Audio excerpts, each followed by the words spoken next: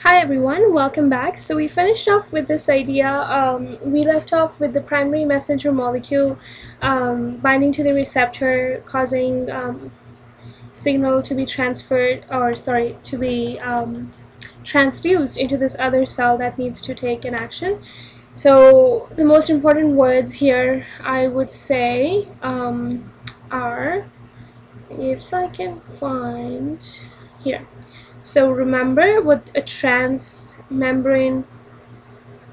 Okay, you know what? 5 minutes is too little for editing, so I'm just gonna underline them. Okay, so remember the transmembrane receptor. Remember what a primary messenger molecule is. Remember what a ligand is. So having said that, I said that there's two ways that information could be transduced into the molecule. Okay, so let's discuss the first way of doing it. So I'm just going to quickly draw my membrane here again. So this is my receptor. Okay, this is my plasma membrane, and I will draw my primary messenger. So this is my primary messenger molecule. Okay, now when the primary messenger molecule binds to the receptor, okay, like I said, it does a lot of things. It's a very critical step. The one way of doing it is when this primary messenger molecule binds to the receptor, it will cause, okay, remember, notice that I say cause and not produce. This step here will cause an effector, and I'll get to what that is in a second. An effector molecule to produce what we call a secondary messenger. Okay, what is an effector molecule? An effector molecule is an enzyme that produces a secondary messenger. That's all that it is. Okay,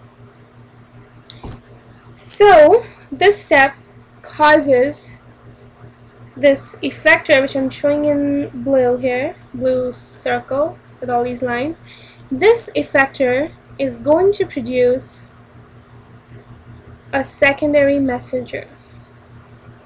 Okay, so this is my secondary messenger, and this secondary messenger, it is usually a small molecule that can activate, or small molecule that can activate or inactivate specific proteins. So